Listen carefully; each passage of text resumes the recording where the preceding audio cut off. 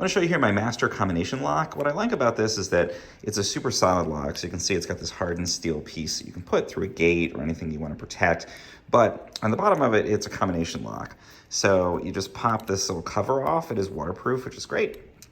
Open this up and you've got the combination wheels, and it does come with a preset combination. You can change it to whatever you want, and you basically just turn these wheels to your combination.